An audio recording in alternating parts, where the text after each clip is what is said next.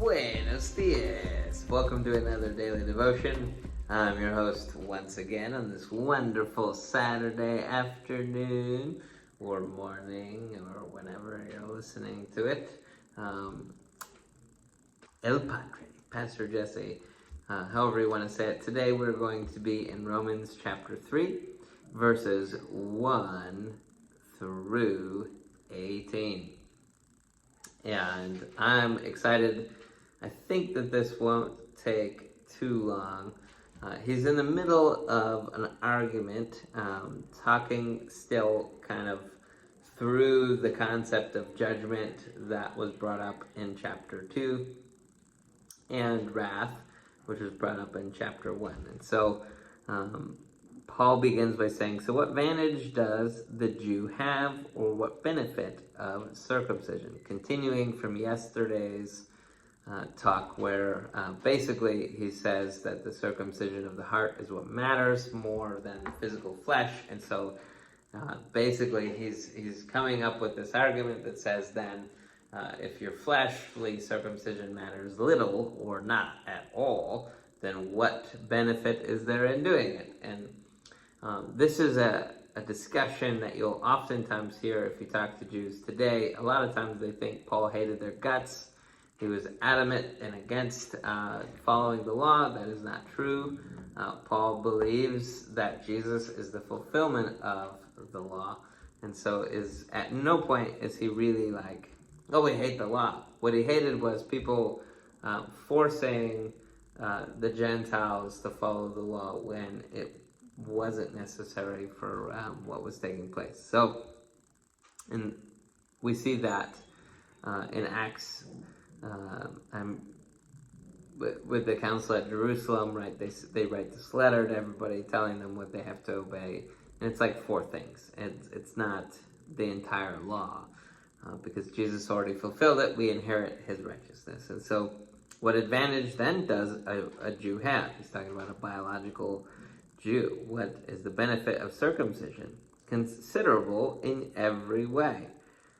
So he's saying there is a benefit in being circumcised. There is a benefit in being a Jew. And first, he says that they were entrusted with the very words of God. That's a giant benefit. I am not a Jew, but if I were, you could say that the benefit for me for being born into this family, that my ancestry has been responsible to hand down the Word of God, the very Word of God. That's a huge blessing. That's a huge responsibility.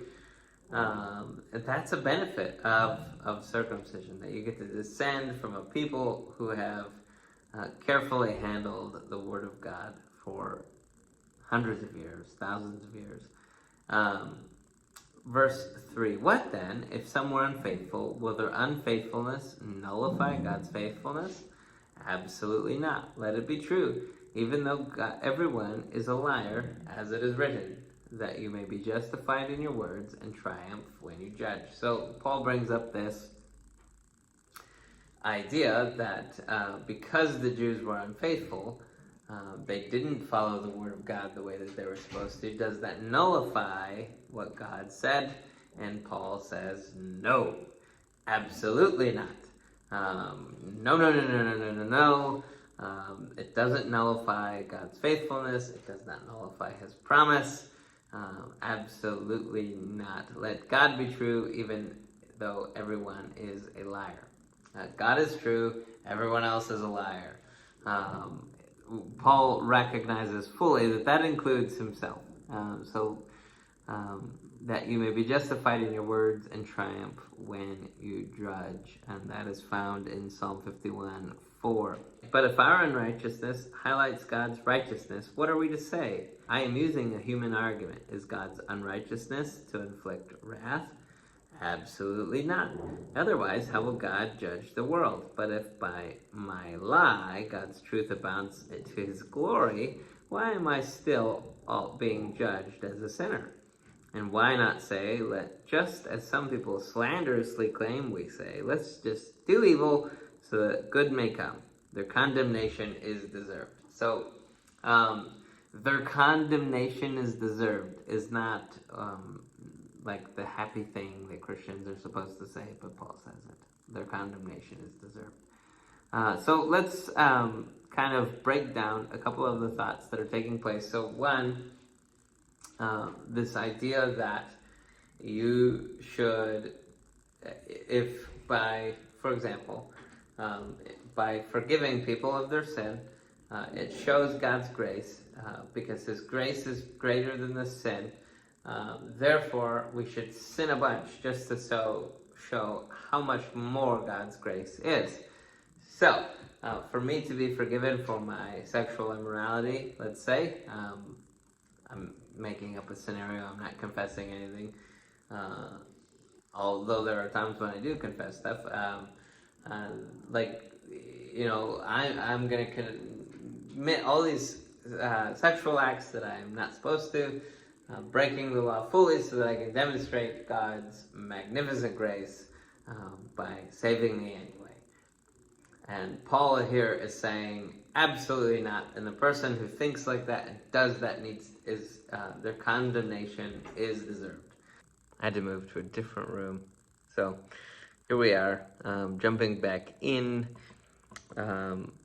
So one of the things that Paul is bringing up here is that this idea that judgment from God is, let me just read to verse 5. But if our unrighteousness highlights God's righteousness, what are we to say? I am using a human argument. Is God's unrighteousness to inflict wrath? So Paul is saying that it is a human argument to say that God's unrighteousness is basically inflicting wrath. So anytime you see God inflicting wrath, that is out of a place of unrighteousness, and Paul is saying absolutely not. That is not the case at all.